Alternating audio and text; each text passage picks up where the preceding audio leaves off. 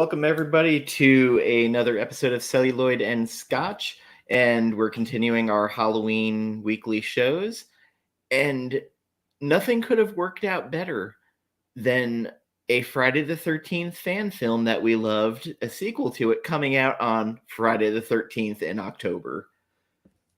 Perfect. Could not have worked out better. Perfect. And as I was telling Carlito before we went live, I walked into the liquor store preparing to be disappointed, and there it was, shining to me, a bottle of Eagle Rare, which if you've listened to the show, it's a ghost. And thus I got a bottle. I paid $100 for it, but I got a bottle. Cheers, buddy. Cheers. Happy fucking Halloween. And hello to Mr. Chaos and Comics, Chris. Yeah, what's up, Chris? God damn. Fucking And there we go. Anyway, Heaven Hill, Bottle and Bond. Solid choice. Carlito approved. Liver, not so much. Yeah. So, I think it was like a year and a half ago, maybe 2 years ago, pretty close to, we did Never Hike Alone, the Ghost it was Cut. last year. It might have been. Years kind of just blended together. I don't think we did it during Christmas. No, but we could have made it right with that $100. Well, this one they crowdfunded $330,000 to make. Dude, there was like almost 3,000 people that. Mm-hmm. Somebody I know was on there too. I saw. Actually, yeah, my name is in the credits. I was a backer. You know what's funny is I saw like two other people that I know that I haven't talked to in a long time from Twitter. Yo, Drac. Weird, whoa, what's up, Drac? Of course, he shows up on Halloween.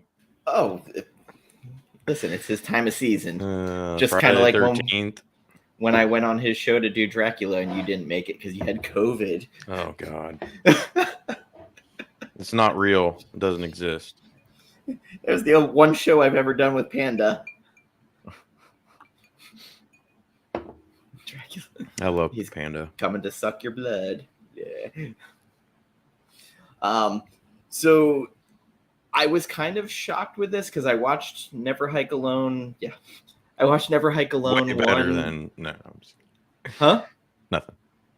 I watched Never Hike Alone 1 right before just to get fresh again.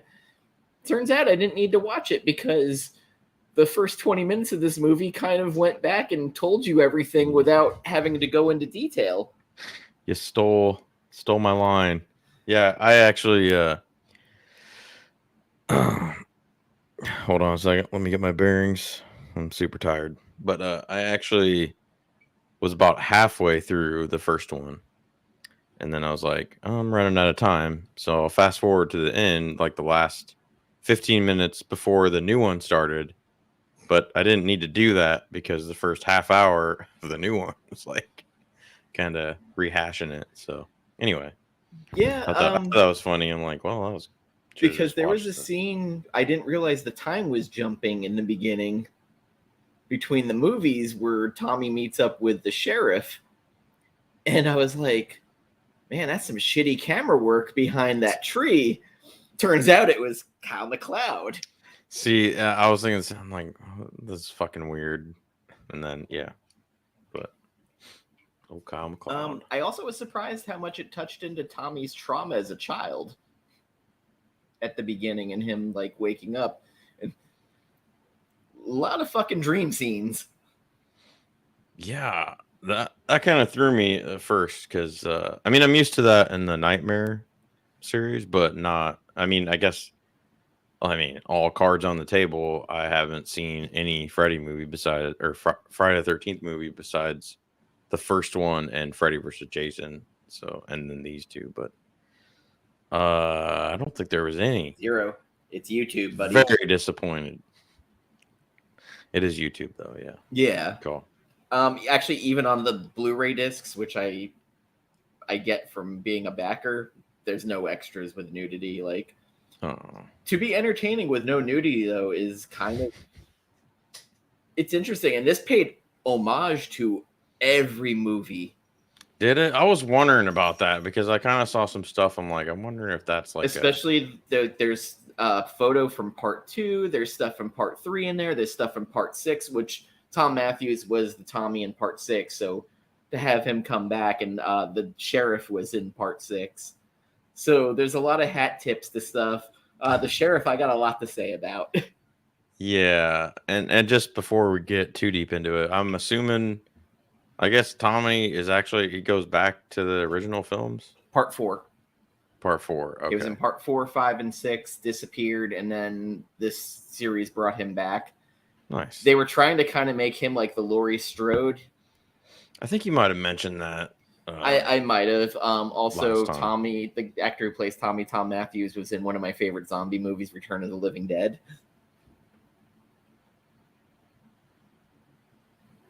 It's an 80s movie. It's so fucking bad, it's great. Oh, wait, that's not the one that I have. He was one of the guys in the morgue working. Okay. Because JoJo gave me Return of the Living Dead Part 2, but I don't think that's... Part 2 is pretty good. It's almost a remake of Part 1. It's almost like what Evil Dead 2 does with Evil Dead 1. But he's not in it, though. Mm-mm-mm. So, I'm not going to lie. I got a lot of Halloween vibes from the second one, especially when they went to the hospital, not to jump ahead, but... Oh, 100%. I actually had the same thought. I was like, wow, they're going full Halloween too, huh? Dude, that's what I was thinking, yeah. Except he just didn't even fucking sneak around. It was like there's no sneaking. Yeah, it was Terminator in the police department. But so I got to say, they did take all the strings and bring them together. And the violence is... The kills are good for our budget. Like, I thought they were pretty well done. What was the budget on this one? I just know what they raised, which was like 330, but I mean, a lot of that was, Blu-ray disc stuff. Sure. Sure, locations aren't cheap. People paid extra to be the on the pictures that wall with all the people missing. People paid to be part of that wall. I was wondering, I saw some faces that I didn't recognize from like anything else, but did you watch the after credit scene where the YouTuber yes, Hiker Man 5000, yes, that he makes fun of in the beginning of fucking the first Never Hike Alone. Oh shit. Yep, full circle. I enjoyed it. Like, I don't want to see a sequel. I think like this wrapped it up pretty nicely, even though they kind of left a little interpretation at the end. I think it's good where it's at, but then again, I gotta say, I'm not a huge Friday the 13th guy, Jason guy, so no, I'm biased on that. I do admire what they were able to do and make it relevant, because those movies have not been relevant for quite a while. I will say the story in this one was definitely more fleshed out, I think. Yes. So. But I just remember when the original Never Hike Alone, I was like, this is kind of a fucking great idea. And then they did the part with him in the snow. I was like, why'd they never do Jason in, a blizzard? That's actually, that's weird they didn't do that. Because I think that would be awesome, because like, also, the way when someone bleeds out in the snow, you can do that overhead shot with it just bleeding out. And they did a little bit with the drone shot. So, they actually, the opening drone shots in the first one were awesome. Very good. But so I got a question, and maybe a dumb question. I always thought Camp Crystal Lake was in Illinois. Nope. Haddonfield, Illinois. Michigan. Haddonfield, Illinois. In the Midwest. I just thought it was Midwest, but it's New Jersey. Okay. Yep.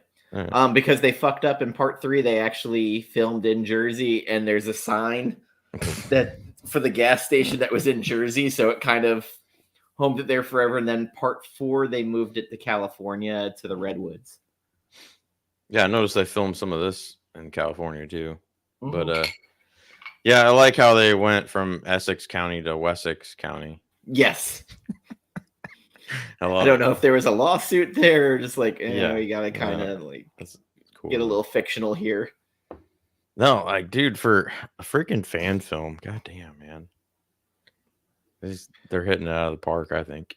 So, And I'm sure the people get pissed off because like constantly people are like hitting up New Line and the people who own the rights are like, hey, like, why don't you just have these guys make it with the fucking actual budget?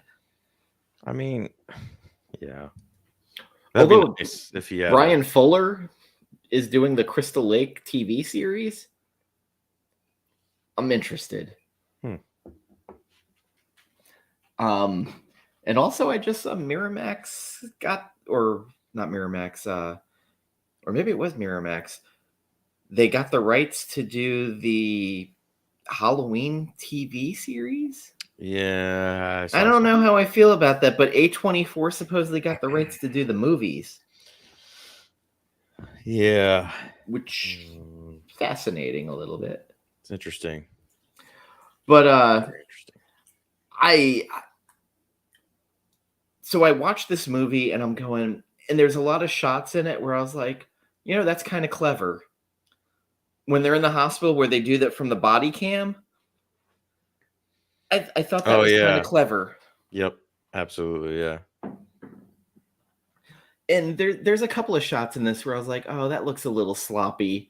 But then it follows up with like something I was like, that's fucking really good. And I had to keep reminding myself, I'm like, I'm watching amateur filmmakers. Like, Yeah.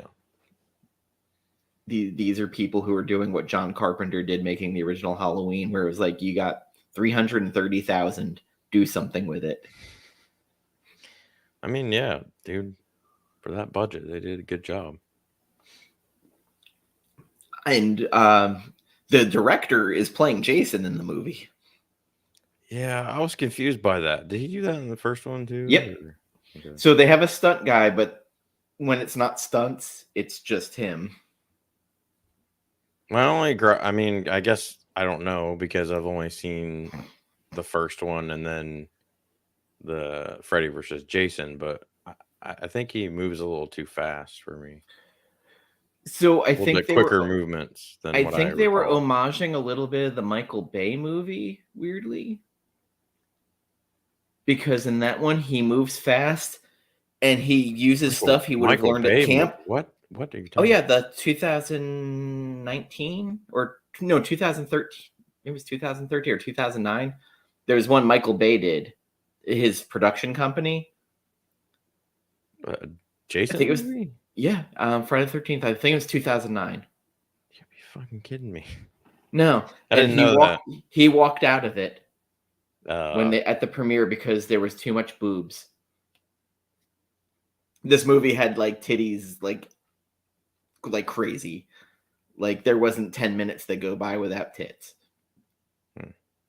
But in it, Jason is using camp stuff. Like he's an archer. I gotta say I do kind of like the archery thing. Yes. I thought that I was like good that. because it's all the shit laying around the camp. Yeah. Hey Perry, what's up, buddy? I wonder if Perry's seen the Friday the 13th movies. Oh, I know Perry's got to have watched the Friday the I'm 13th sure if movies. he's Or probably he's done done them on his reaction. channel. Yeah. But Perry, if I you gotta get a go. chance, watch these Never Hike Alone movies. They're free on YouTube. They're good. So I'm not gonna lie. If I had time, I would have watched Freddy versus Jason before this. But He was on AMC today. Chris Stuckman, you know who he is? Yes. Yeah, he did. He did a little mini review on that today that I watched before I started Never Hike Alone, and he was bringing up some stuff about yeah, just like Jason and the series in particular. But he said, I guess 6 and 6 and 4 are my Jason favorites. X, I think, were his favorites. Oh, Jason X is awesome. It's so bad. Yeah, I think that's why he liked it. He liked the more silly versions, he said, but I still haven't seen those. Yeah, Perry, I recommend watching the ghost cut of the first one because it puts Never Hike in the Snow and Never Hike Alone together in one cut. I'm sorry, dude. That first one was just fucking fantastic. I could watch that over and over. I have to remind myself of like, man, they did this for even less, that first one. Oh, I bet. Yeah. How much? Like half, probably, or less than that, maybe. And literally, the guy who plays Kyle is somebody who just happened to wander by, and they're like, "You look like a guy who'd be a YouTube hiker." Seems a Come little on more in. seasoned in the second one. Yeah, For sure. it looked like he'd been behind a camera, in front of a camera a little bit more, but he's still a fuck up. For sure. There, so that whole scene in the hospital and everything, and showing some more of the murder scenes. Dude, I'm not gonna lie, when that fat girl gets it, I loved it. Oh, with the sickle, and then him throwing it. Oh, I couldn't remember the name of that too.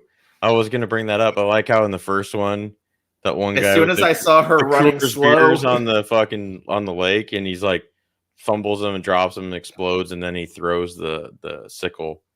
I'm as like, soon oh as I god, saw this is her fucking fantastic. running, and him like behind her, I was like, she's gonna get it. Yeah. And that security guy gets whacked, but the sheriff does his blaze of glory moment. Fucking standing there while all these people get fucking whacked. I'm like, what the fuck, dude? So He his just like big couldn't line believe it. in part 6, he threatens Tommy. He goes, "Wherever the red dot goes, you bang." And this is back when he was in like his 30s. Oh, so he was in the other ones too. Yeah, he was in part 6. Oh, fucking shit. Okay. Part 6 is like one of the best because it makes fun of horror movies before Scream did. That's the one that Stuckman liked the most. So it's an awesome one. Again, no I'll have to nudity. check that one out. I'll check that one. I'm kind of I like a little bit of skin. That's why I like Freddy versus Jason, because there's a lot of it.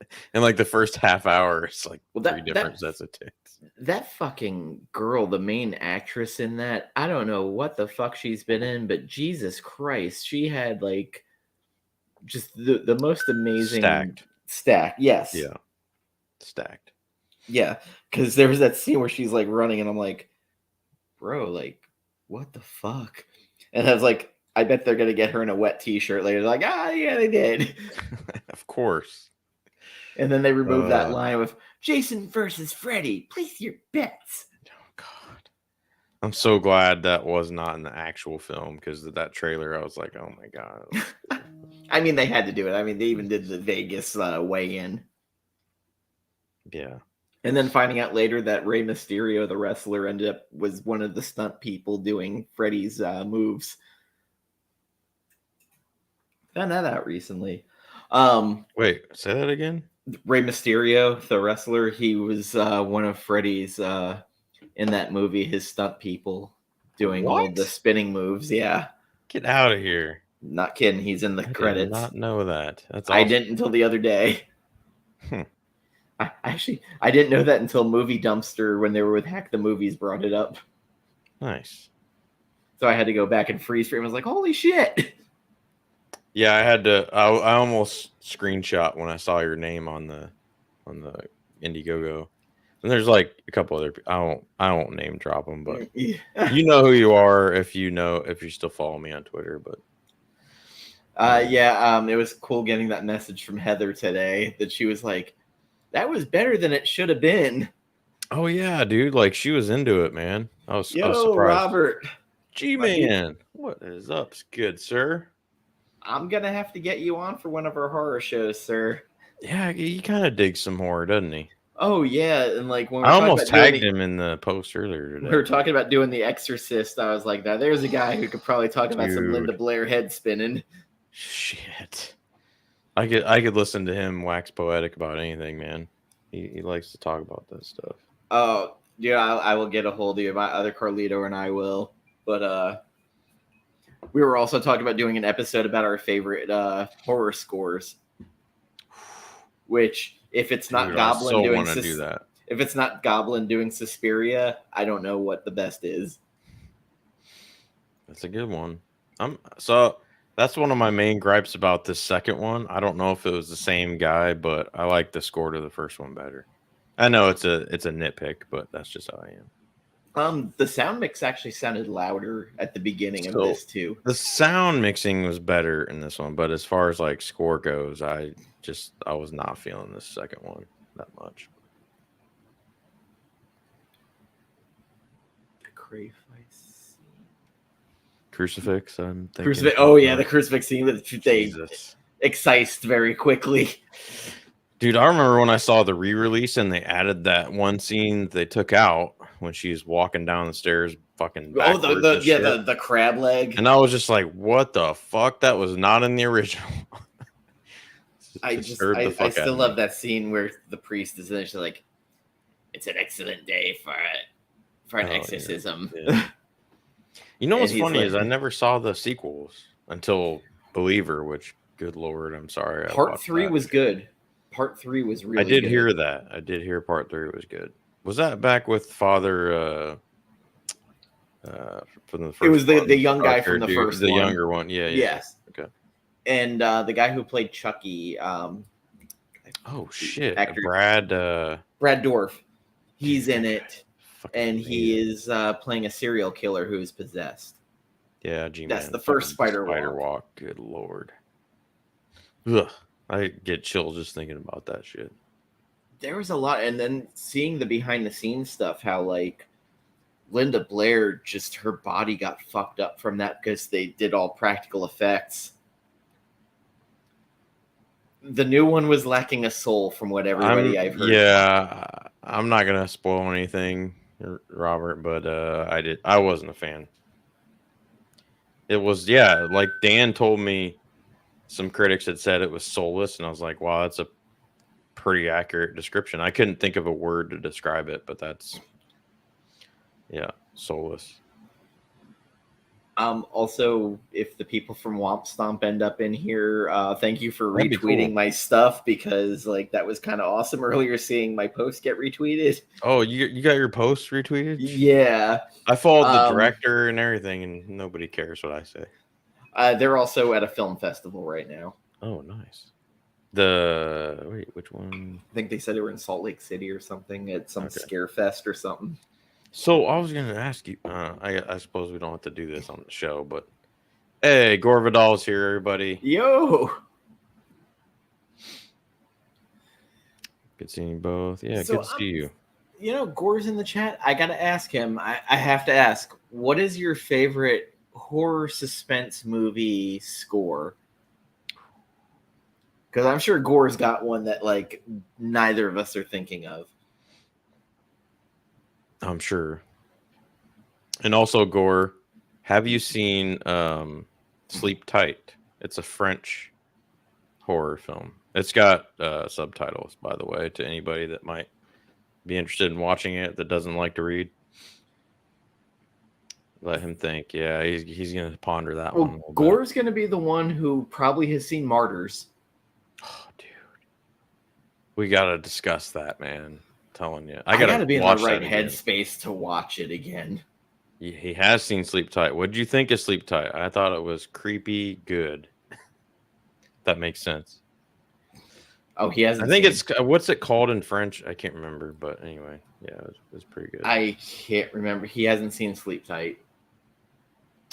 Oh, he hasn't seen it. Yeah. Oh, there's a stupid heart in front of the freaking thing. I don't know why.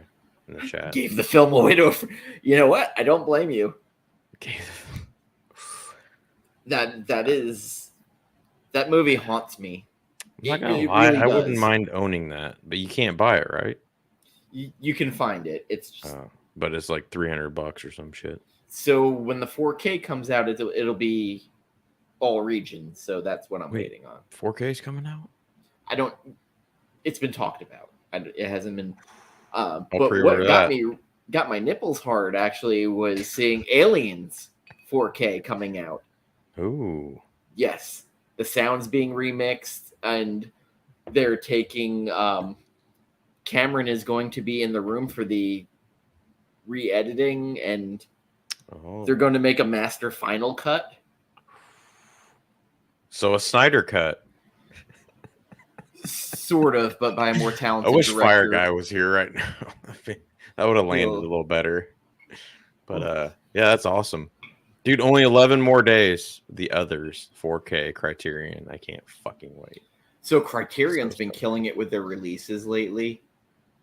Like, holy shit, The Princess Bride I got was amazing. It came as a storybook. Nice. The actual case is a storybook. It's like a children's book, and you open it up, and it has from the author the making of and his like behind the scenes writing of it, original art from the storybook, Damn. Like, it's amazing. Oh shit! You're gonna be in my area. Ooh. What's the Spooky Empire? It is a convention they have in Orlando, Okay. and they have, some actresses, actors. There's always someone from Sleepaway Camp there. It never fails. Elvira? Elvira was there one year. Yeah. Robert Englund seems to be there a lot, which, Dude, that guy's awesome, man. to be honest, I'd end up talking endlessly with him about what it was like to be on The Rise of Leslie Vernon Behind the Mask. I need to see that. Especially when I saw he was like in it, a screenshot that he was in it. I was like, man, So I need to watch the best part of it, he's playing a Dr. Loomis. What? Yes, Is he's that like literally an playing Donald homage? Pleasance in it. Yes. Oh, that's awesome. That's awesome. Steve Whiting, what? So Robert, when you're out there, my former co-host on the Inked Panels, Gambit, is setting up tattooing there. So if you see him there, go say hi. He does it every year, and they have a whole tattoo award show for best tattoo done during the show. It's kind of weird, but I'm Ooh. sure Stay Puft's there. Ooh, It's a good choice. yeah. And it's funny because I think it was The Kid Stays in the Picture where Robert Evans keeps calling Polanski that Pollock fucked me. He says that constantly in it. So I haven't seen it, but I've heard the soundtrack and I've seen bits and pieces. I got to watch that one. Oh, Doug Bradley. Doug Bradley's an interesting dude. He will Wow. spend a lot of time with fans talking to them. I Dude, have Robert met him Englund before. does too, man. I remember the freaking was a Wizard World in 2015 in Des Moines, which they only came like 3 times and then they were like, all right, we're not making any money here. But and I think they went out of business or something anyway. But Yes. anyway, I talked to Robert Englund by myself on the Sunday, the last day, for like 20 minutes or something, just chilling, talking. I have the puzzle box tattooed on my shoulder going down all the way my arm with hooks. Nice. Dude, I'm thinking about getting my first tat. How far in advance do I have to book with Gambit? A month out. That's it? Yeah. Dude, I figured he'd be like fucking Come to my Christmas celebrity. party with Tessa. Christmas party, you say? She's coming December 3rd. Mm. Clive Barker was probably the best person I've met at a horror convention. Oh, dude, he seems like he would be. I started talking to him about one Weird, of his but cool. novels. So there's a novel called Weave World. It's about this whole fantasy society that lives inside of rugs. And his world building was so fantastic. It never did anything with this IP. And it was just built to be a TV series. And I ended up talking Are they gonna do it? Never. Hmm. I ended up talking with him at a convention. And I said, "Man, Weave World was one of like your most underrated books." And he's like, "You know what? I need to go out and have a cigar. Why don't you come out with me?" And the dude's got throat cancer. What? So he's got like this very like, so there I am. It's not like Cancer He's Kazoo still type. smoking cigars. Yes. Mad respect. But he just is such a charismatic, interesting character.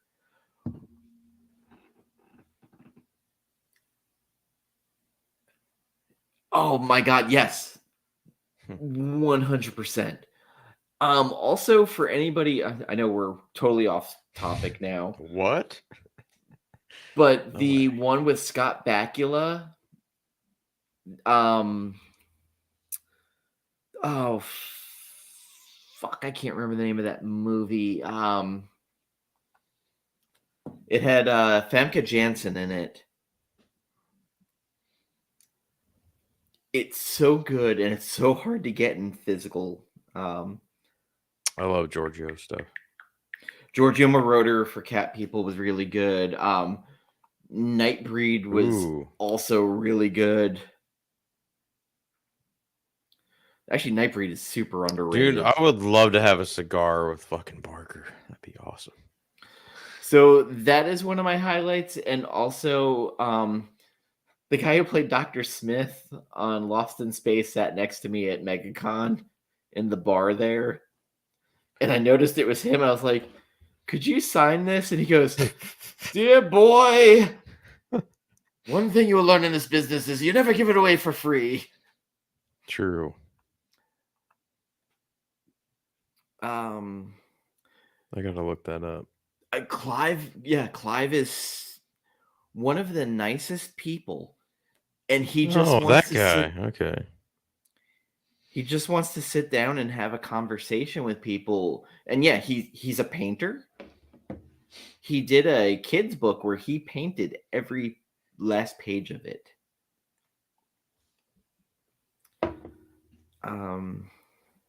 Man, Scott Bakula is in a lot of shit. Jesus. By the way, what's that horror fest in Texas that Perry always talks about? Oh, We need to oh fucking go God. to that next year.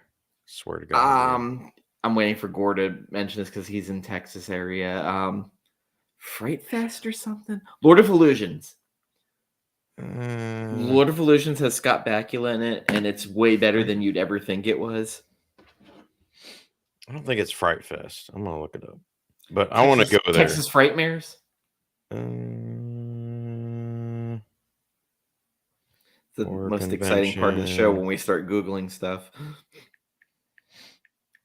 I mean, I see Frightmare, but that's not what. Also, if you're interested and you're in the Texas area, the place that was filmed the original Texas Chainsaw Massacre is a restaurant now. The House. Texas Frightmare Weekend. I mean, maybe I've been out of the Perry game for a while, but a few years ago, I think it was called something else, wasn't it? At least that's the biggest Texas one I know of. Okay. Maybe that's it. I don't know. Midnight Meat Train was good. Midnight Meat Train was all right. That was very early Bradley Cooper. And also Vinnie Jones was the main person, and him outside of the at some point our director of the month, Guy Ritchie. Ooh, I have not seen the new version of Books of Blood. I did see the trailer for that House of Usher series, and that looks very good. Familiar? Books of Blood is what Hellraiser was based off of. Oh, okay. It's a short story book, kind of like Stephen King had different seasons, and all his short novellas ended up becoming really good movies. Maybe it was STX HorrorCon. No, I mean, South by Southwest is usually where a lot of indie horror shows up. I don't know. I'll have to ask Perry. I still put $1 on her Patreon. That should be worth a question. I actually invited her to come on once. Really? I got a very quick no. Yeah, I mean, she's yeah. Also, the guy that he actually got me started doing YouTube. He gave me all the information. His name's Drum Dums. He's got 3 million subscribers. I asked him to come on one time. He's like, "No, good. You're not big enough." Yeah. But I tried. But I have a double whammy of wanting to go to that horror fest. Texas has some excellent bourbons I need to hunt down. So Robert, I 100%. I think Barker is so bigger world building than King. Like King has his world, but I think Barker is so into the erotic under the skin of everything. And I think it's the different flavors. Because define better, because I think it's more preference than I think they're pretty equal. Barker is like subject more erotic and more like subversive. Right. No, and I get that, but like objectively, I think they're both, in my mind, pretty equal. But listen, subjectively, Stephen King high on cocaine. But Stephen King high on cocaine doing Maximum Overdrive. Man, I can't wait to watch that again. It's gonna be sweet. I sent you that teaser trailer, right? With him like just eyes bugging out, going, "They let me do a movie." R.I.P. John Schnepp. I know he loved that movie. It has a great soundtrack. AC/DC did the soundtrack to it, so like they did right. G-Man, I think you would have liked this Friday the 13th fan film. Like both movies. Oh hell yeah. I love when people make stuff better than what's actually coming out in the theaters, and 100% this is better.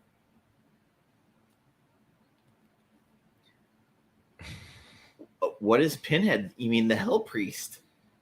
Because he hated the name Pinhead. Barker hates it with a passion.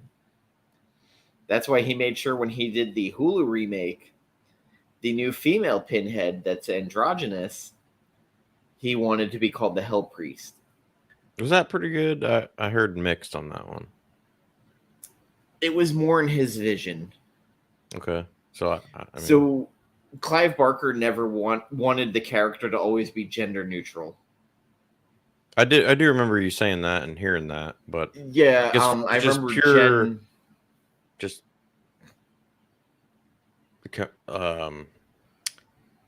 just straight up material. How was it like as far as production? So it's a Hulu movie, so right away you kind of know quality wise what you're getting. A little bit lower. Yeah. Okay. Except for Prey. Dude, Prey was fucking fantastic. So they upmixed the score on the 4K. For Prey? Yes. Of course. Yeah, I thought the streaming was a little lackluster. The bear looked still a little janky. G-Man, when am I going to be invited on your show again one of these days?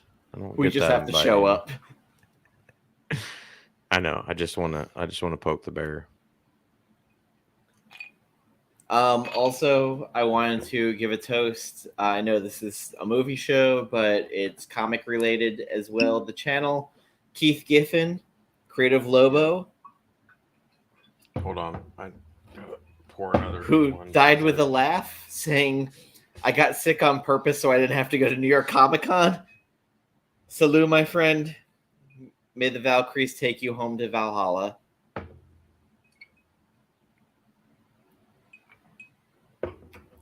Gambit posted his picture of actually Keith Giffen. I saw posing with him. Yeah. Keith Giffen was always one of the most humorous creators I've ever met.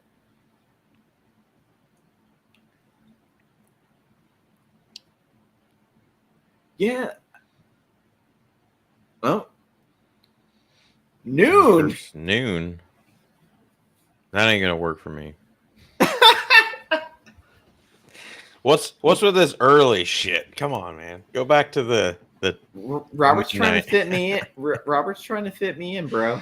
All right, you can get in there. Day before 57. You got to show up then. Here. You have to show up then. No, I have to be there. Jesus. All right. And for anybody who doesn't subscribe to Robert's channel, who happens to be a casual on this channel, Robert is one of the G's. Do we get casuals on here? I think this is we do. Diehards. Lately, we have been. Okay, they're not bots or like troll farmers. Nope. All right. I know lately I haven't been on Robert's channel as much. And actually, we've kind of been out of each other's circle. But Robert always, the G-Man, always has quality. If you're looking for older books, you're looking to show off. Well, even his interview questions. Yeah. Deep stuff. Deep universal interstellar shit. That's what I like to say.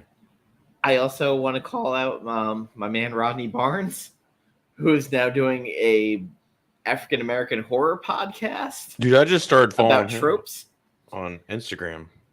And he also, even more so, he is on Shudder doing their scariest moments for this month. What? Yep. Shit. They had him on last year, and I was like, bro, you talked about Phantasm. And he's like, dude, one of my favorite movies. Fucking fantastic. That score for Phantasm is a classic. It may not be like creepy or scary, but it's just classic music. Robert, much love, my friend. Hell yeah. Like, I know we don't ever get together as much as we probably should because our schedules, and now I'm on day shift, so like my life is fucked up.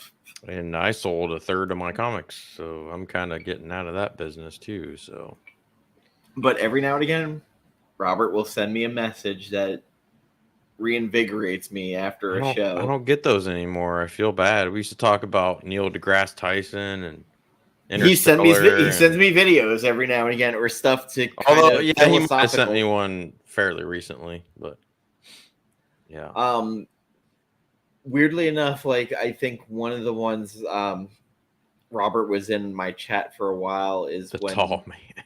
Yes. John, Jen, and I were interviewing Rodney, and we had just a philosophical discussion with him about Did I? I don't know if I just saw that. mental state, therapy. When was this? It was like a year and a half ago, but Okay, I'll have to go back and it look. ended up being one of the discussions, and we talked about therapy and not being the stigma of going to therapy. It ended up being like one of the greatest discussions I've had with the creator because it was just everybody was being so fucking vulnerable. And then he played, hey, this is my therapy. I went and bought $1,000 worth of books over at Golden Apple in California. Like first Constantine, he just kept Mm, pulling book after book. He's like, I got 5 of this. I first don't know why I bought Constantine. it. Damn. And it just Quit crying. Um, Speaking of Constantine, I can't wait for the Constantine 2 with Keanu, even though I know some people hate it. yeah, I'm on day Oh, shift now, he works Robert. days now too. All My right. schedule is all over the place, but like I'm trying to find the time for everybody. Everybody's moving on up. I've got Tessa coming to be my date for my holiday party, so like that's a fun thing. She got her tickets. You said it was December 3rd? Yep. Hmm. Gambit is making me have to drag her over to his shop. I was like, she's not getting tattooed. But that's more than a month away. I could get tattooed. So she got $96 each way round trip. What the fuck? Yeah, she's like, I guess no one's going to Florida. I'm gonna look into that tomorrow first thing. So, But I mean, Gambit, the more interesting the work, the less he charges. I hate to say so it. I'll probably get charged an arm and a leg because what I want is not that interesting. You say that But it's now. gonna be my first tattoo, But so if it's like intricate, it is very intricate, and I might have to actually, if I do get it with him, I might have to go down like multiple times to get what are you shit done. getting? So, we'll talk about it post stream. But Okay. I don't want that to be public. Okay. Um, I've been on a weird Galactus kick lately. Galactus? Nice. Yes. I find Galactus to be one of the more entertaining characters, so I started buying up all the Mobius books that he did, that little limited series with Silver Surfer where Oh Galactus yeah. is front and center, Do you have which any of I'm the sure Clayton Robert's Crane got like 2 or covers? 3 of. I Yeah. like the Clayton Crane Galactus covers. They're cool. Oh, I'm sure Robert's got more than I don't buy 3 Clayton of Crane that those. often. I was just kidding. He was one of my favorite artists there though for a while back in the day. Tampa. What? Oh, definitely go to Busch Gardens. They have so many little locations, and you can drink beer the whole time. Nice. They like Busch Gardens. There is, I mean, they have little cups of beer, but you drink the entire time you're there. Can you hear this cat? No, I don't. Okay, good. But yeah, Busch Gardens for, and if you can get over to Universal for Halloween Dude, Horror Nights during Universal's that time, fucking awesome. there's a Last of Us. My friend went and she said that the house for that was awesome. I'm not gonna lie, Last of Us 2, I played like for 2 hours and I kind of got bored. But Well, it's based on the TV series, not. no, but like I'm just saying, random Yeah. stuff. I'm throwing out random shit because I'm starting to get a little tiny buzz. So Same here. I haven't drank Eagle Rare in a year and a half. you're enjoying that. It's going down pretty quick. Yes, it is. I've had 2 glasses. Nice. I'm on my second, which will probably be gone here fairly quickly, even though I was only going to have one. There's also a couple of good comic stores over in that area too. So for back issues, Dude, Florida's got a shit ton of comic stores, man. God. well, so most of my luck for back issues is actually at flea markets. Oh, Because people yeah. just bring their old shit out there and are like, fuck it, like $5, take it. That's how I got most of my Neil Adams, Denny O'Neil run. Guinness beer drinker, huh? Guinness ain't bad. I only have that on St. Patrick's Day, though. I don't really drink it throughout the rest of the year. So weirdly enough, John ain't in Florida. Wait, it was John in Florida? No. No, John was there for one convention. Okay, that's right. Yeah. And he was very mad that I didn't go. I can't believe you didn't go, to be honest. I got work. Yeah, it's true. Kind of, especially when he last minute had my schedule's 3 weeks out. Right. He's like, "Hey, I'm going to Florida next week." I was like, "Cool, excellent. Have a good time." Yeah. These fucking fun. Californians. I think that we just bend to their schedule. I love it. So back to the Friday the 13th fan film. So the one thing I will say about this, the score is not memorable. Yeah, see, I'm telling you. I told you. Yeah. It's like background sound, but it's not. I can't remember. I mean, besides the opening shit, I can't remember any other it got scene very where loud I was like, when the credits it was were very coming, loud. It was very loud, and then everything. But I don't remember anything good about it. But I will say that first one though, fucking A, that holds up. I will throw one score out there that I think, even though I think the Goblin one for Suspiria, the original, is good, the Tom York one from Radiohead that he did for the Amazon Prime version was very good. The Suspiria with oh, I did not see that. Not shit. The girl from fucking 50 Shades of Grey. Right? 50 Shades of Grey, yeah. Didn't see it. It's actually good. Really? It's really good. There is a scene in there that is okay. You're the third person to tell me that, so maybe I guess I'll watch it. I don't know. I just I don't know. Cantonese comic kid. Oh, Puff's in Florida? Oh yeah, Puff's in Orlando. So wait. And Jeff's in Florida too? Yep, Jeff's somewhere between mid to west coast. And the fucking Comic Con crew are in all of them are in Florida? Yeah, all of them are in Orlando area. I didn't know that. Orlando to Tampa. And Big Al too, huh? Him I don't know. Nope. John is not in Florida. John is far, far away. He's John is in California, where they have Eagle Rare on every shelf in every store all along his streets. Because I remember one time I was like, back when Jabroni first introduced me to Eagle Rare, it's like, dude, I can't get that anywhere around here. And I was talking to John too, and John's like, I can go to Albertsons on the street, and it's on the shelf 24/7, 365 days a year. I'm like, thanks, John. Although he did bitch last time because he paid $79 for the bottle. Oof, man. I'm sorry. Everybody's buying it now. I like Eagle Rare, but I would not pay over $70 for that. Blame the jabroni. Because I would rather buy Blanton's for $75 or $80 than Eagle Rare. So, honestly, I paid the $100 just because of the day. No, I mean, dude, you're down in Florida. I'm just talking like in general around here. If it ever goes, I'm not. Nope, not doing it. I don't know what's more like Bearded Bearded watching Lost for the first time. Oh Jesus! Wait, Lost for the first time? They've never seen it? Yeah, definitely blame John. That's the John fault right there for sure. Absolutely. 100%. Listen, But I love Lost. I love Lost. John paid $100 to slap Bearded, but he has to announce he's going to do it. All right. So back to Friday the 13th, the fan film, or I'm sorry, Never Hike Alone.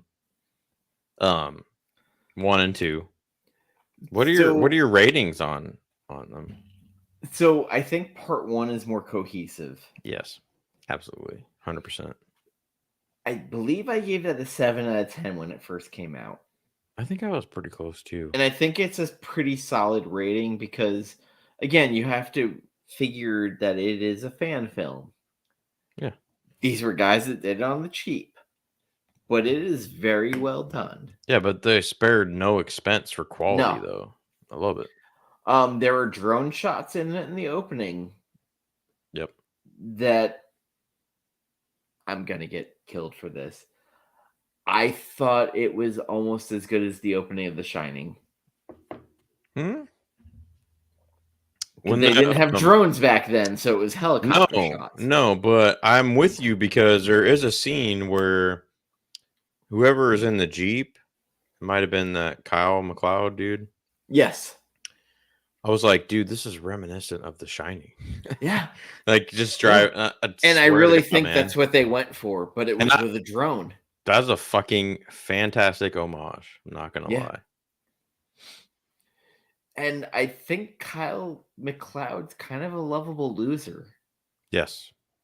Well, he's a fucking YouTuber. I was going to say, he reminds me of 99% of the people on YouTube. Obviously not the 1%. And the thing that ends up saving his life is the thing that he shits on at the beginning of the movie. Wait, what? Where he's talking about that fucking little shovel thing that's also an axe. Oh, that's right.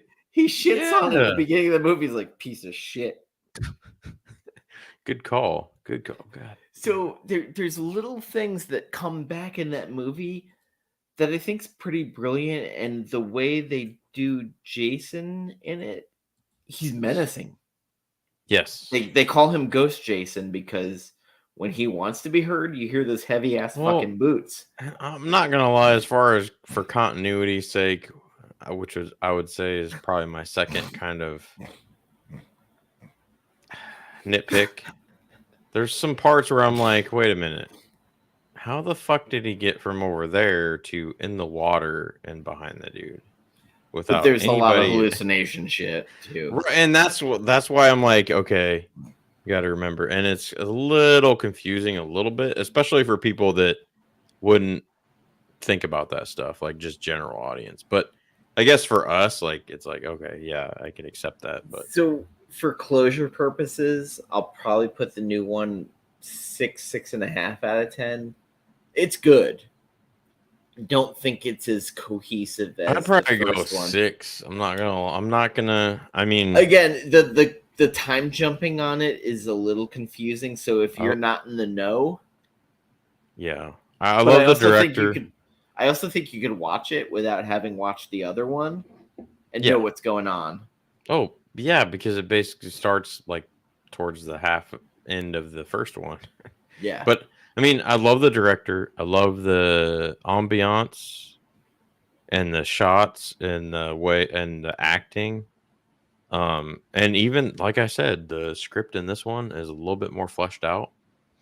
The music, I think for me, is the biggest downfall of this second one. I got to investigate that because I got to see if they got a different person to do the score. Or I was going to look that up because maybe they cheaped out on it. I'm not going to lie. If I were a betting man, I'd say the first one was somebody different. But we'll Google it real quick because, we live in the Google age. All right. Let's see here. Cast. Blah, blah, Jen blah. almost joined us, but she had a concert to go to tonight. Ooh, concert. What concert did you go to?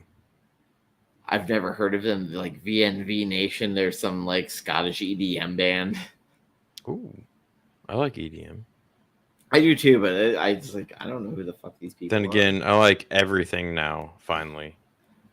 Even though I claim to not like country for 99% of my life, I kind of like a little bit of that now.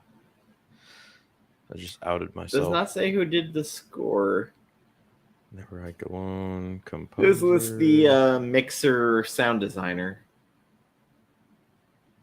Brian Perez. It might be the same dude.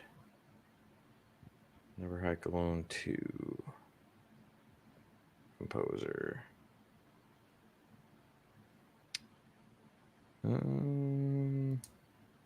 Welcome everybody So to We for the Look Up second Stuff one, on, it's not showing up, but for the first one, it was Ryan Dapel.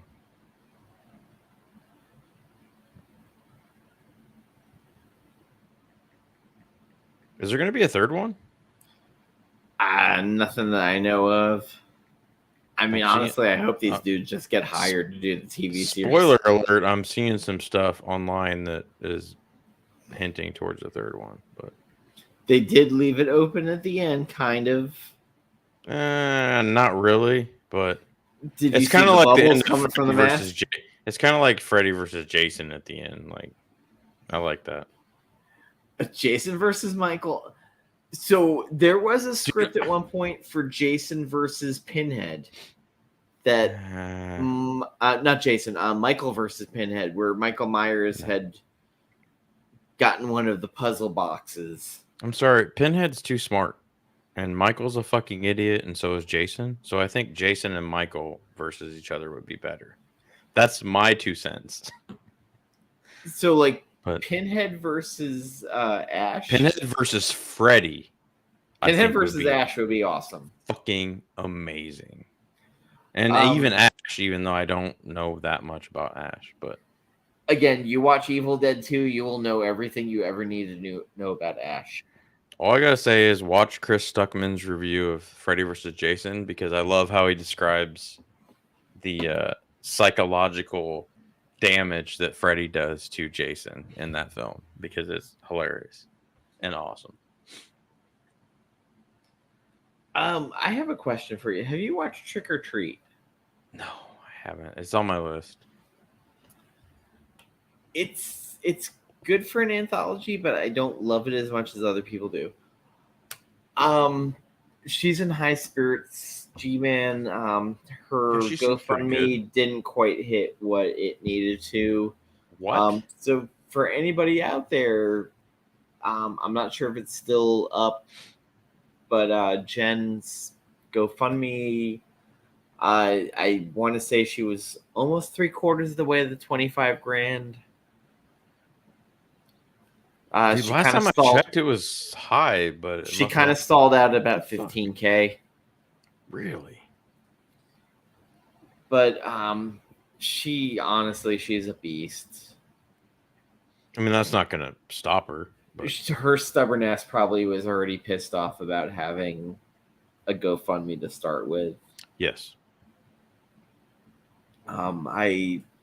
I love Jen, and I will do anything I can to help her. I already posted a video with me almost crying talking about her fucking GoFundMe, so there's gonna be no more of those. Jen is one of the most... on the GoFundMe, you said? Well, it was about the GoFundMe when it first posted, because apparently I wasn't emotional enough, according to some of my followers, when she first announced it. So, okay. Yeah, it's still kind of a little thorn in my paw. I get it, Dan, but don't. I don't know. Just don't. Yeah, try not to let that. No, Jen is in high spirits. Luckily, the people from Marvel by the Month, Brian who started the GoFundMe, is there, and he's been helping her go to her appointments and making sure she gets everywhere she needs to go. I feel comfortable with the fact that he's there to help her. I am actually thinking about flying out to Portland to go see Dune with her to make sure she's okay.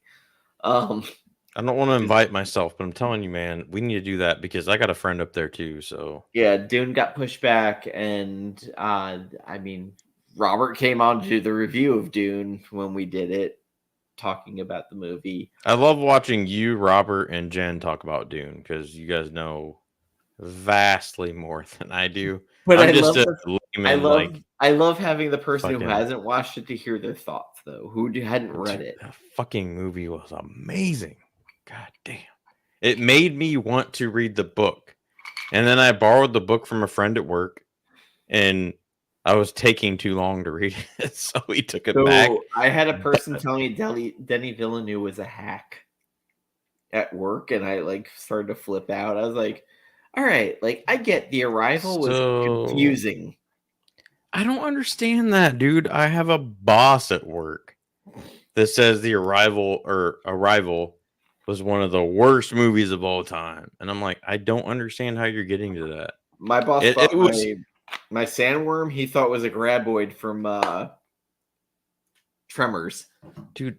Arrival was one of the highest rated and most watched streaming movies for like 2 years during COVID. If you don't have patience for it, though, it's just not a movie. But I just don't get it. Like, I saw it in the theaters, and I'm just like, man, this thing's fucking amazing. Bro, Oh, Sicario. Sicario. Oh my was great. god, dude. Oh, I need to watch that again, and it's so relevant to right now, That is too. a good fucking movie. That is a fucking. The first time I saw that, it is so visceral. So it kind of took me back because of some of the shit Like, you see in there. But Benicio del Toro is another one of those actors. I think he's more of a character actor at this point. yeah, you can see that.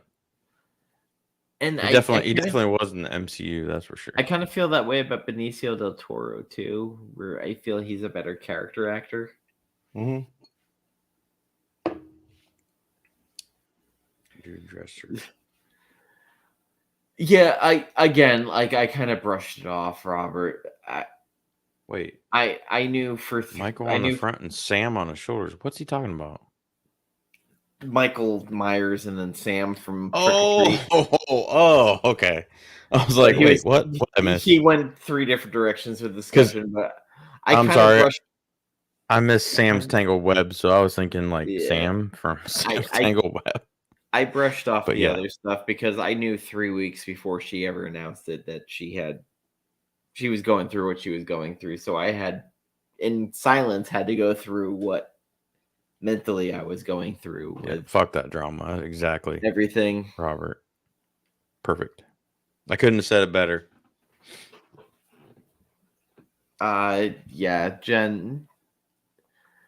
She's so stubborn that I don't doubt she's gonna beat it. I didn't want to say that in the message earlier when we were talking, but dude, I'm telling you, I don't want to be premature, but I just do not feel. I'm dude. I know I know in my heart that she's gonna beat that shit. So yeah, and I don't even know her as well as you do. So what does that say? Maybe I don't know shit. That's what that says. But we her and I go through phases. Yeah, Dune is fucking amazing. Prisoners is fucking. I have not seen a bad Denny. So 2 directors I've never seen a bad movie from.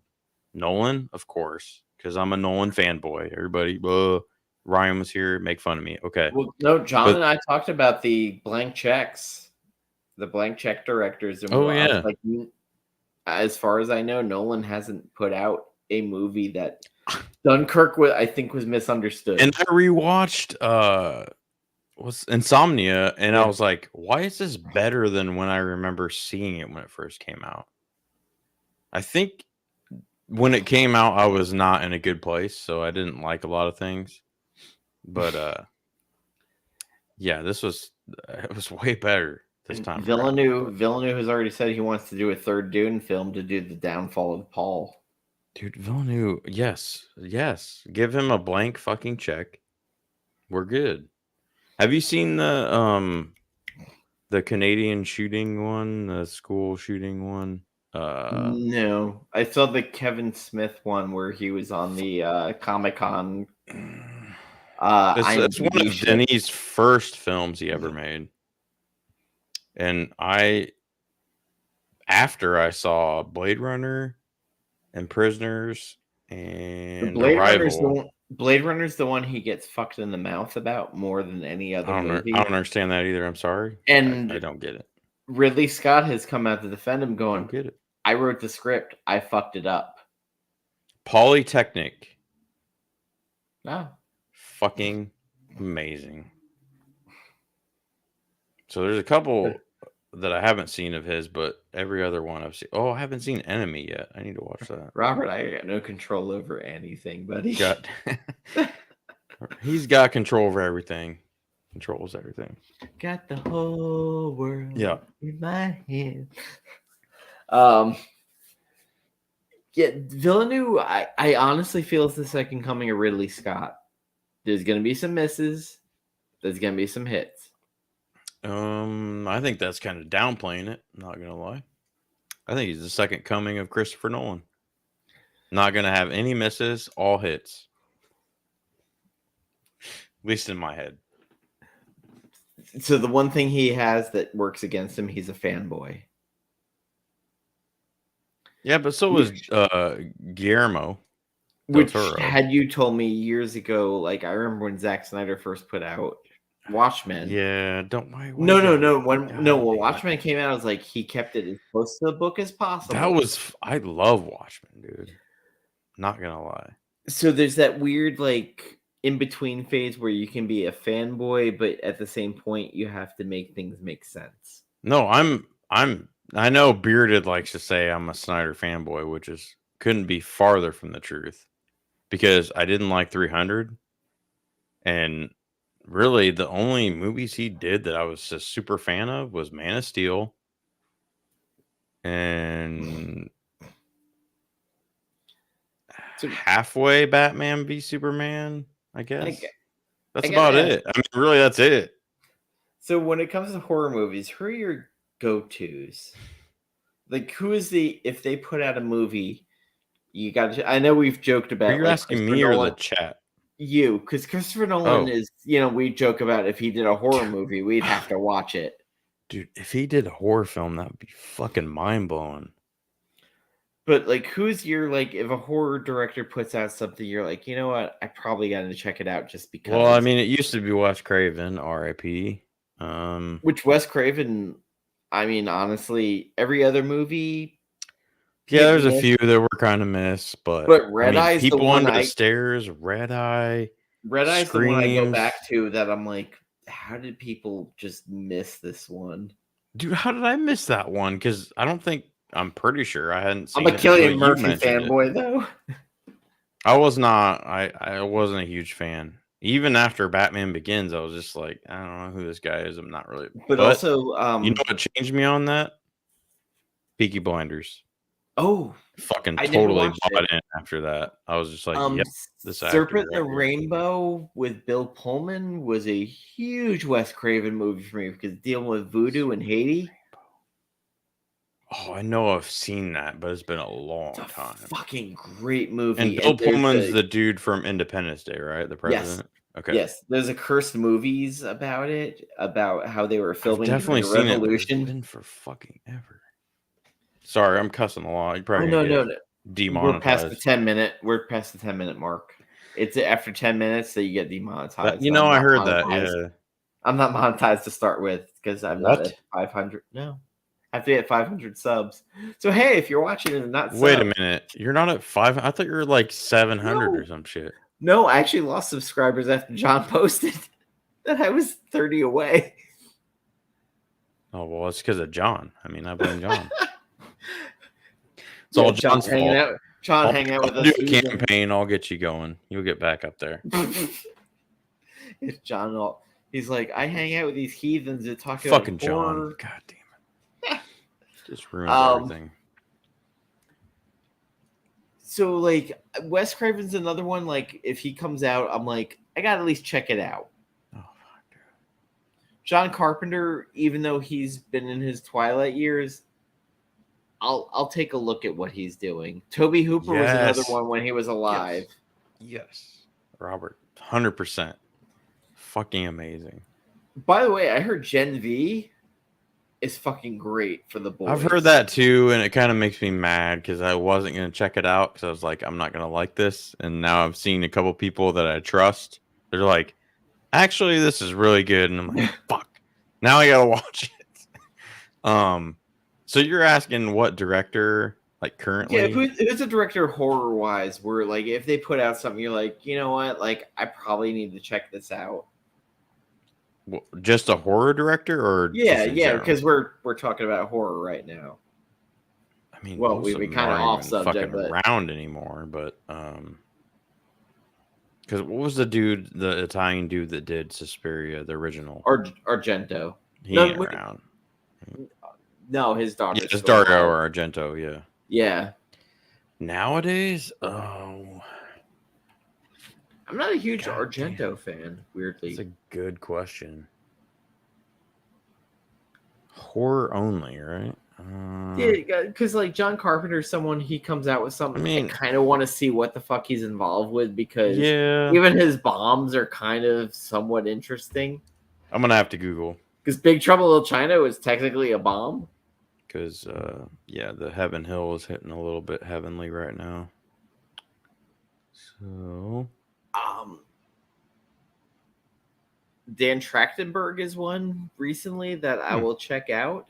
Oh, fuck! The first 2 out of 5 I see on this list already. I'm like, okay, yep, I'm here. James Wan and Mike Flanagan. Yep. Ooh, those two. Flanagan was he did the Midnight Mass. Midnight Mass, Hush, yes. I believe. Yep. And Hush, I loved Hush. Hush was good, and that was his wife.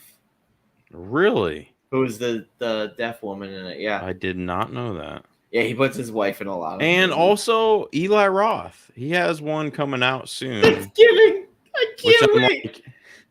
I'm like, you know what? I kind of want to see that. I don't know which one it was, but it's Thanksgiving. Ever since that, Thanksgiving. Grindhouse is the original trailer. And then Don Coscarelli. Lair of the White Worm. Woof. Lair of the White. Yes, it had. What the fuck is that? Hugh Grant in it at the very beginning of his career. I am not a Hugh Grant guy. Don Coscarelli is another fascinating guy. Phantasm. Oh, not only that. You know what his second one was? Chucky. I do not. Oh, yeah. Yeah, he's got Chucky.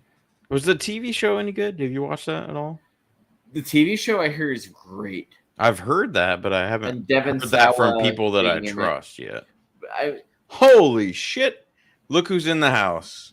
I don't know. Oh, no. Oh, my God. The show's over now. Oh, man. Yeah, John, I'm just going to say right now, I was not a big fan of homework in high school. I kind of skirted my way around most of that. Just not going to lie. I have watched 1 or 2 Guy Ritchie, but not as many as I should. But God damn, you failed your homework. I know. Yep. John's going to give me an F. And 7 months ago. 7 months ago. Just fail me this grade, and I'll hang back and do another year. To be fair, Bearded and I came up with the other one, and then it was, I don't know when we're going to be able to do that show. I mean, I'm not going to lie, John. But I wanted to pick someone I didn't like on purpose because I thought in my thinking, I was like, this will make me want to revisit them, but it really didn't. Oh, no. You tried to get me to watch Swept Away, you fuckface. Slipped Away? Friday the 13th part 1 tonight with the girls. Slipped Away? What the fuck is that? Swept Away was the one with him and Madonna. Swept Away. Oh, okay. Friday the 13th part 1 is a movie that's ruined once you know who the fucking killer is. John, you need to give me like a gold star, and then I'll be motivated to. You'll get a kitten. Hit that stuff. Give me a gold star, and I'll get on it. What about a ginger kitten? 5-page essay, Gore? Holy shit! MLA format? MLA No, format? man. No. I mean, calligraphy format. I could do that, but That's okay MLA, because not we're gonna gonna do it. schedule that Guy Ritchie episode, and then it's randomly gonna turn That's into fine. Christopher Nolan. Well, you know, every episode I have to at least mention Nolan at some point. No. We're just gonna do it all He gave Nolan me a gold episode. star. I got a gold star. All right, now we're back on. We're just gonna do a Christopher Nolan episode. This week, all I'm gonna do is Guy Ritchie movies for the rest of the week. He's the one blank check guy that we couldn't figure out a bad movie for. Who's that? Nolan. He's the only blank check. Obvious blank check guy. Well, Denny. I think Denny's another blank check guy. John would say Dune was horrible. Really? John hated Dune. Nobody cares what John thinks. But what do you think, Dan? Listen, I'm not the audience for that. For saying Dune was bad? No, but I mean, like, Denny, what do you think? I'd say Prisoners is his probably most divisive film. Dude, that film is so good. Oh, no. Dark Knight Rises, you're right. Why you gotta poke the bear, John? The cat really? ears. Why you gotta poke the bear? Where's the trigger? Nobody knows that Joker was supposed to be a huge part of that end of the capper of that trilogy, and then Heath Ledger passed, and so he had to change his plans. At the end of Dark Knight. And it's like, you know, for what he had to deal with, I think it was as good as it could get. I'm not gonna lie, but I mean, there's obviously problems with it. I'm not gonna deny that. Hostiles. I don't think I've seen Hostiles. Who did that one? That wasn't Denny, was it? I think I haven't seen Enemy, which I know Denny did. That was Jake Gyllenhaal, right? I've heard amazing things about it, though. Everybody likes it. From Stuckman to fucking Perry to whoever. Hostile or Hostiles? Hostiles, I think. Is that it must be a Christian Bale film. Scott Cooper. Excuses. But it's Christian Bale, right? He's a belly flop out. Oh my god. Can we just ban John from the chat? Seriously. I would, but I'm not gonna.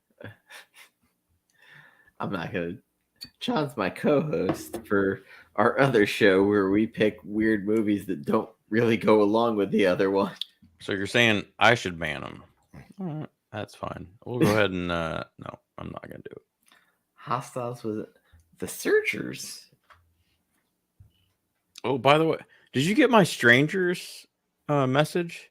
I was confused that you were gonna watch Strangers 1. No, that they were gonna release them on physical. Oh. Are they not on physical right now? No, they've been out unless they're going to re-release them in 4K. Okay. All right. But I still will argue a nice homage to The Searchers. Pray at Night is still a better movie than... That's the second one, for Strangers, yes. Which that one was available on Tubi, I think? Or probably. Maybe Amazon. I hated The Strangers. My friend and I, completely goofed on it the entire time. Gore, I'm with you on that. He got bearded to watch Lost. I'm with you on that. Finally, Bearded. What the fuck was Bearded doing for the last 15 fucking watching years? Dick Tracy episodes. Oh my god. Oh shit. I've never seen someone who's like, Dick Tracy's coming back in comics. You know what? I've never seen that either. He's the first one. Yeah. Only fucking person Lost, excited man. about Dick Tracy. Lost is a top 10 show for sure.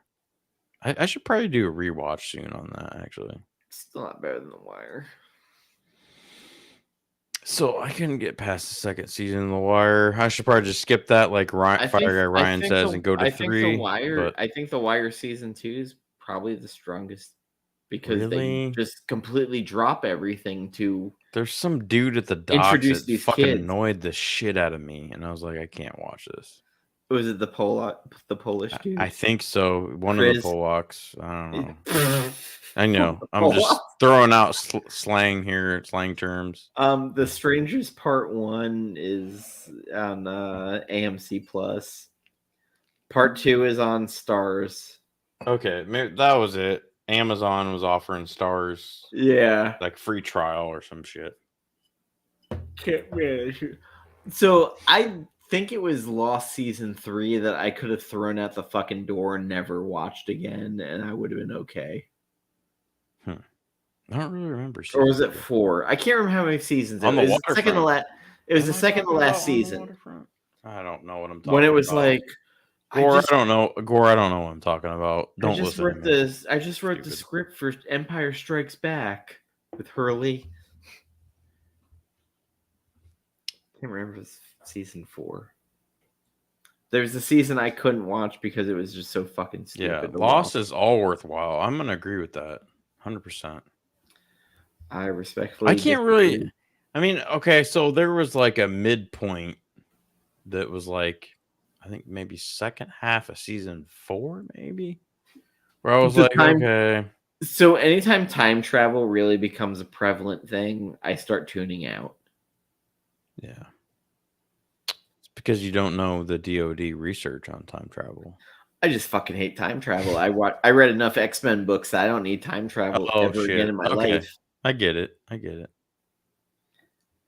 Damn it, Colorado's winning. You should watch some time travel YouTuber stuff. Go down that rabbit hole. Oh my god. No, fucking minefield. I already have enough trouble with other YouTubers. I don't need. Finding out. I'm kind of with John. I like the lost time travel stuff too. I mean, finding out I was in a feud with other YouTubers, even though I didn't know I was in one. I'm sorry I brought that up. Doctor Who does do great time travel until, well. The only thing about Doctor Who I love is the theme song. Orbital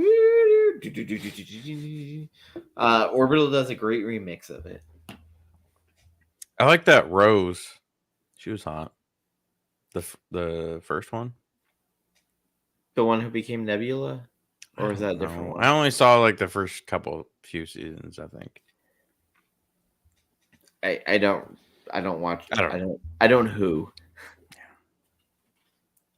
I Hulu, but I don't Who. Rose Tyler forever. Right, Gore. Exactly. So we're like way off the tracks at this point. Oh, we're supposed to talk about Friday the 13th fan films. So my recommendations will be part 2, part 6, 4, oh, part 6, Never Hike Alone, and then Never Hike Alone 2. That's my top 5. Nice. You didn't like 3? The 3D on it is messy. Oh, and there's one of the most annoying sad sack fucking characters ever in Shelley, who's actually a power attorney now at this in life. Excellent. And he won that whole 1 versus 100 show a couple of times. But he did a lot of posts about the lawsuit that was going on about the rights for Friday the 13th. Oh, side note, Suits, #1 watch show on Netflix and streaming, I think, 13 weeks straight. Love that show. I used to watch a lot of the Bruce Campbell show. It was on USA. Never seen, dude. I can't. I haven't even seen his most famous shit yet. Watch Evil Dead 2. Yeah, I gotta watch Evil Dead 2. Watch Army of Darkness. You don't need to watch part 1. No. I remember Ash versus Evil Dead. Ash versus Evil Dead. And then Evil Dead 2013, it's its own entity. And then Evil Dead Rises, it's even more own entity. And then Doctor Strange, Multiverse of Madness, end credits. Yes.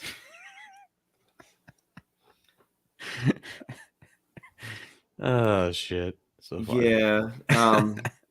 I'm very much in the Sam Raimi verse. I will say, watch Drag Me to Hell. Oh yes, I do need to watch that. Driving Me to Hell is fucking awesome. Heather mentioned that, I think, right? Yes. Campbell fills in it. Oh, you don't like Three Stooges? Really? Then? I'm not There's gonna a lie. When I was younger, they didn't appeal to me. Now I kind of want to go back. There's a and Three watch them, Stooges reference in every movie. Dude, I love. Well, and there's a weird movie that it's called Bubba Hotep, where he is playing Elvis, who never died, who's been I've in heard a about that retirement one. facility, and Morgan Freeman is playing John F. Kennedy. Oh, speaking of which, they might do a Netflix series like The Crown on JFK, and I'm fucking in for it. I will resubscribe to Netflix if they do that show. The only Not way gonna lie. I want to see anything on the Kennedys if it's like a Zapruder film of Ted Kennedy driving that girl into the river. Oh, Chappaquiddick, come on, Yep. man. We ain't gonna talk about that. That never happened. Oh, it was an accident. I just happened to drive my car into the river and got out. And sometimes home. you just drive your car into the river and there's people the sad that get thing hurt. Is I forgot the lady's name now. I just remember his ex-wife's name was Joni. Wasn't it like Mary Jo Susan Kopechne? Something? Mary Jo Kopechne. That's right. Yeah. Fuck me. Why did I just remember that randomly? Good night, Robert. We're probably signing off in a minute now because it's almost 1 o'clock. I mean, it's only 9 midnight here, so I mean, I gotta get up in 4 hours, but it's all good. The Heaven Hill Bottled and Bond will help me sleep quicker and faster, so I can get up earlier. The times I've said that after drinking on this show. Well, this is only my third. If I had a fourth, I would disagree with myself, but 3, I'm okay. I've had that during a show too, where it's like, I'm not drinking a. Yeah. I'm telling seriously though, we need to go to Portland.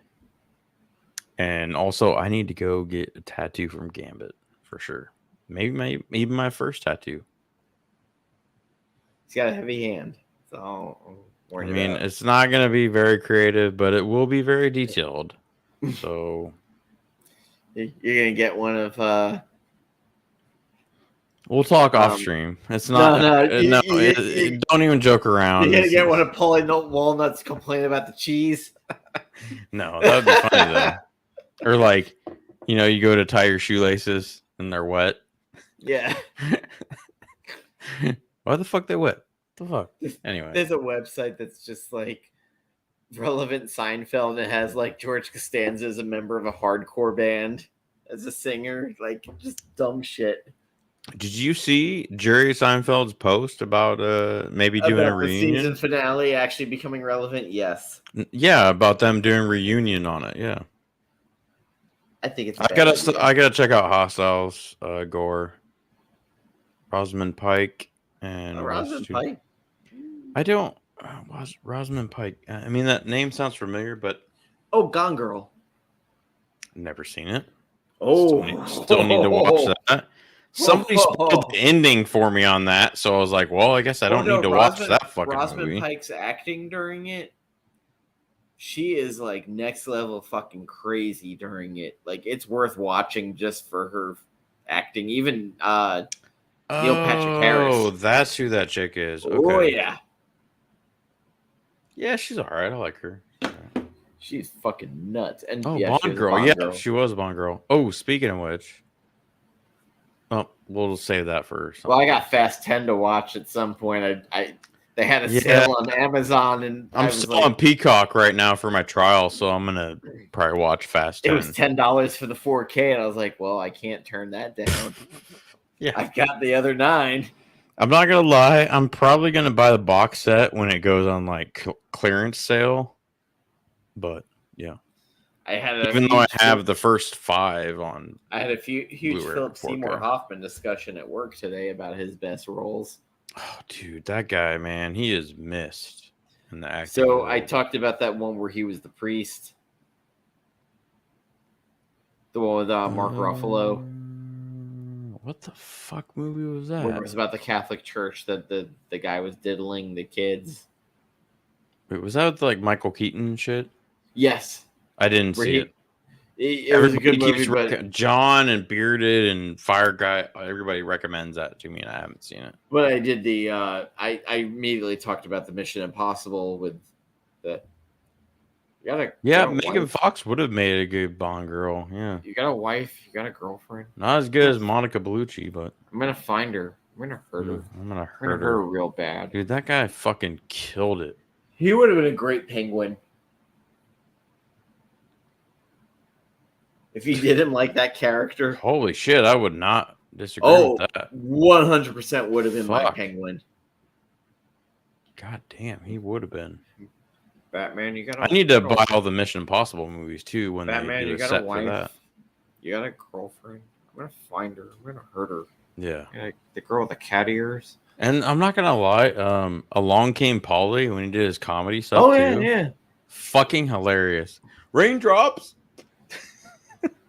Brick. Philip Seymour Hoffman was one of those actors. Dude.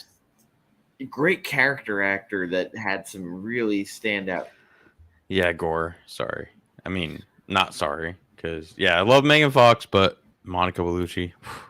Megan Fox's acting. Her voice acting in that new Mortal Kombat's fucking trash. Monica Bellucci in that fucking Italian World War II-ish World War II-ish movie. Listen, Monica Bellucci was in it was Bellucci.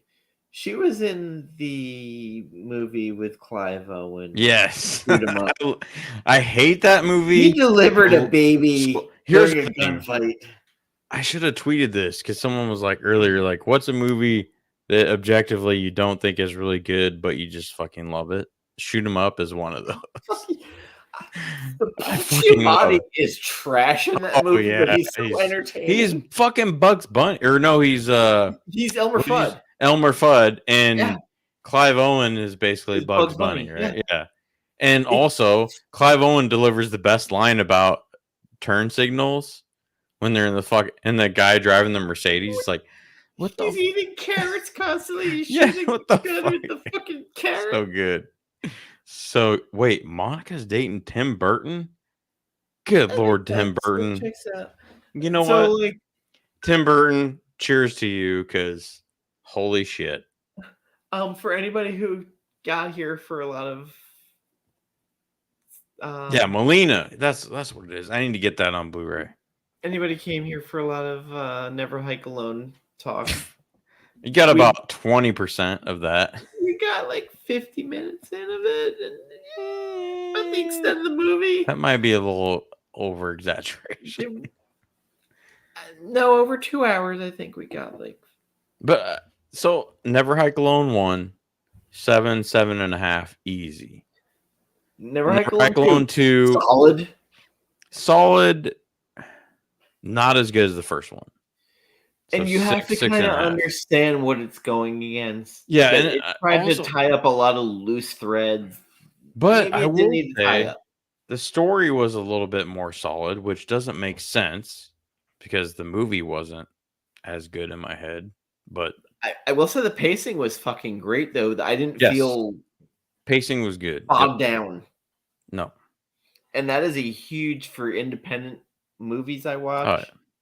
Oh, yeah. Which we talked about last week, though, that Talk to Me started out a little slow, and then like the rest of it, you're like, and I was thinking about that. I apologize to the viewers and Dan. I wanted to write down stuff in my phone about that movie, and then I started watching it, and I forgot to. No, and then I kind of looked. I could look back on our conversation. I really didn't add anything to it. But there were a lot of points that I had thought about deeper wise that I wish I could go back and rehash because, it is a movie that sucks you in though because you start watching and like, yeah, dude, yeah, fuck yeah, the imagery and the stuff it does, and that was number one on that dude that had like a list of 25 or something. That was number one on his list, and that's where A24 befuddles me because they have set pieces that are fucking fantastic, but a good chunk of them don't ever hit home with it. Yeah. The Norseman should have been like a 100% movie with ripped fucking dude basically being Norse He-Man, the Skarsgård dude. And it just Wait, never. the son or the older one? The Alexander. Alexander? Okay. Yeah, that Yeah, makes the sense. ripped one. The Yeah. one that was on True Blood. The But True Blood one. it should have That's all been I gotta like say. a home run, and it just the pacing fucking murdered that movie.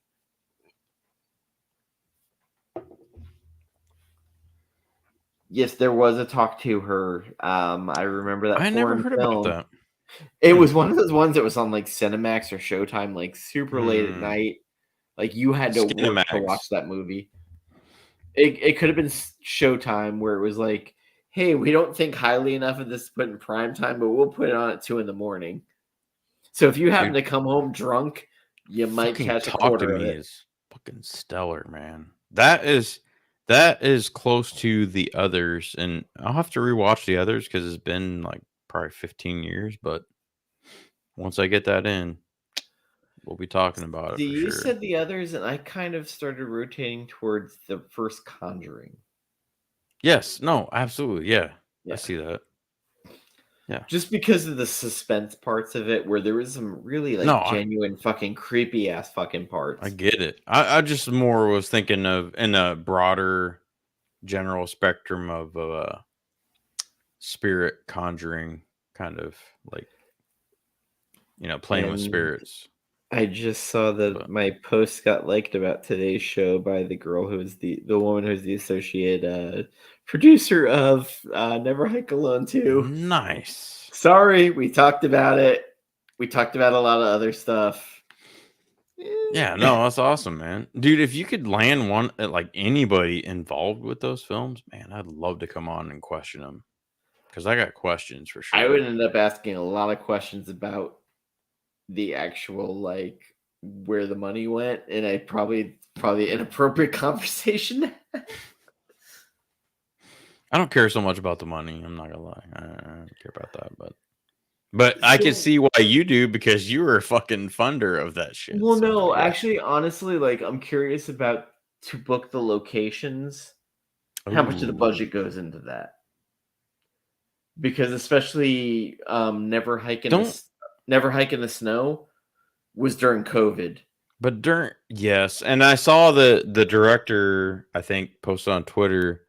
Someone had asked why it was called Never Hike Again Again. Alone Again or Yeah. something.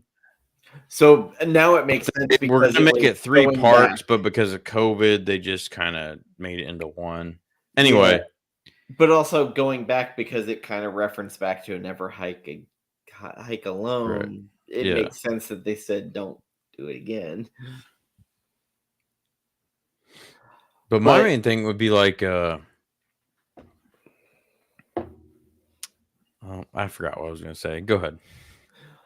the movie's free, guys.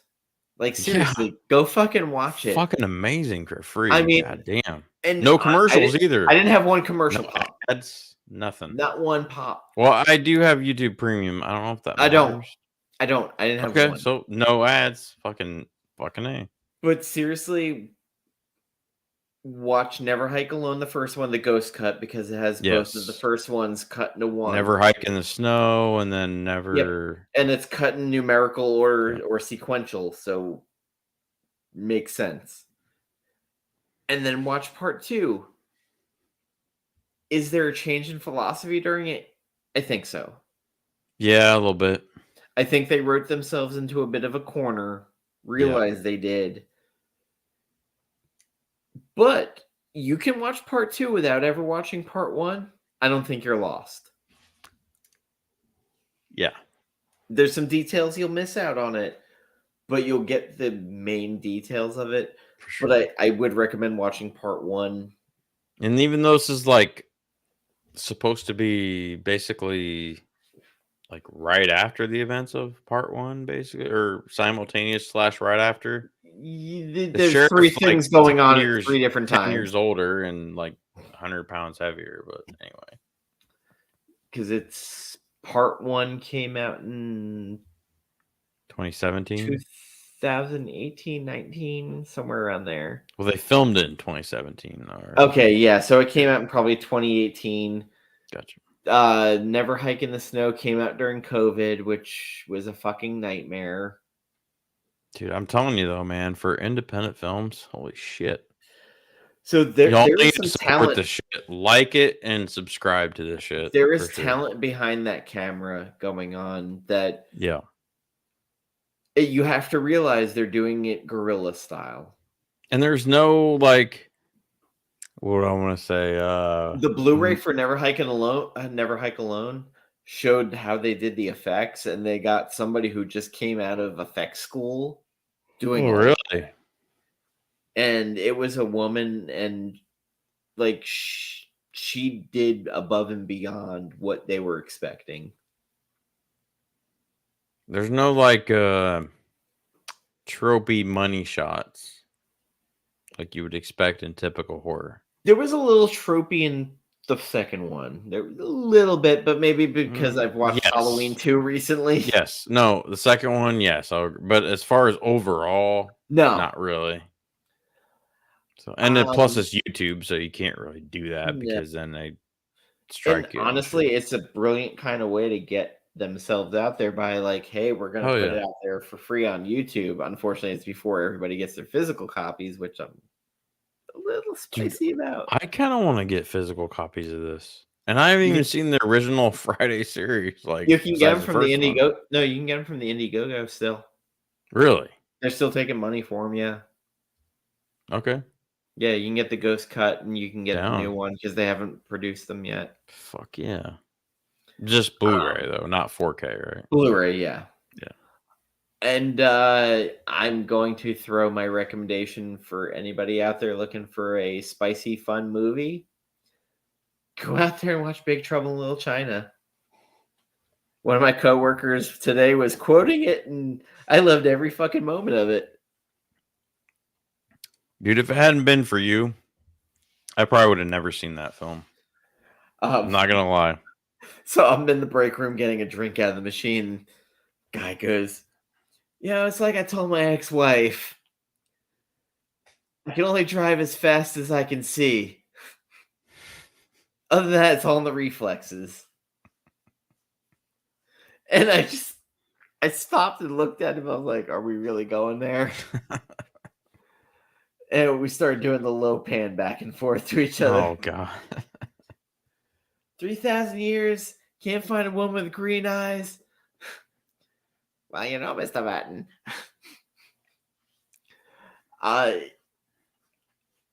It's worth owning. I have the 4K, I have the Blu-ray, I have the original DVD. There is a commentary track on it that I recommend everybody listen to. I gotta get it. Because, so if you go to Walmart and get the Blu-ray for $5, same commentary. My Walmart doesn't have as much as your Walmart. Or at least online. Okay. And my Target hasn't had anything for like a year. So John Carpenter and I'm guessing Kurt Russell are either drunk or high. Oh. Because Kurt Russell gets real fucking honest during Kurt Russell's probably high, I would imagine. I don't think he drinks, does he? Because they start talking about the movies and they're like, he smokes a little bit. I haven't had a movie, Kurt's like, I haven't had a movie that hasn't been a cult classic. Other than the one I did with Goldie Hawn, Overboard. It's my most successful movie. Definitely. He goes, it's my most successful movie. He's like, I hate that my whole career is nothing but, hey, it's a cult classic. What about I gotta wait 10 to 20 years. Backdraft was pretty successful. Yeah. That was Ron Howard, right? But money-wise, it was a family movie, Overboard. But Backdraft was Ron Howard, I think. I know Hans Zimmer did the score because that was one of the first scores I fell in love with Hans Zimmer. But it just made me laugh. And then like John Carpenter started talking about how The Thing almost ruined his career because they said it was too cruel. So he did Starman. right after So, that. and I love Starman, but that's Starman more was of a good a movie. that's a sentimental attachment for me. So, but I need to watch The Thing. I still haven't seen The Thing. John Schnepp, when he was alive, rest his soul, recommended The Thing to me, and I still didn't watch it. I gotta watch it.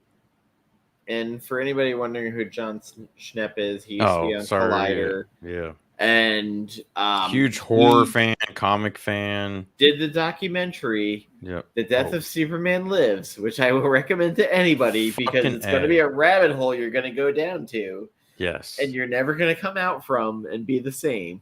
And if you've seen The Flash, you know where a certain part comes from out of The Death of Superman Lives, for sure. Which I don't even think is there anybody even still with us? Probably. I think everybody's 2 gone. people. So the thing is me on The Thing is on AMC tomorrow. The Thing? Yes, it's on AMC. I don't have AMC, goddamn it. It's on AMC Plus as well. You can rent it from Prime Video for $3.79. Ooh, Prime. I might do Prime. But I'd have to do it Sunday because tomorrow I'm busy as fuck. Probably the 4K version. Gotta work and go to fucking party and watch a football game. I'm fucking booked. I bought the 4K version of The Thing because it came out and I needed to own it. I didn't get the Steelbook because I waited too long. Is the Steelbook to Prey good? You like that? I mean, it's better than streaming. The disc doesn't matter. But it's better a little bit better than streaming, right? Listen, this dude's telling you right. NorCal geek living. You gotta peep The Thing. Gotta peep The Thing. And you have to watch Hostile. Yeah, I know. Gore, I gotta go back and look at our chats, and dude, he's had so many recommendations to me that I need to write them down. One thing when you watch The Thing, that sounded stupid saying that. The one thing effects, when you watch I don't care, dude. No. The effects were all practical, and it was done by. It was the guy's first job. It was the guy's first job as an effects supervisor. He was one of Rick Baker's students. You know me.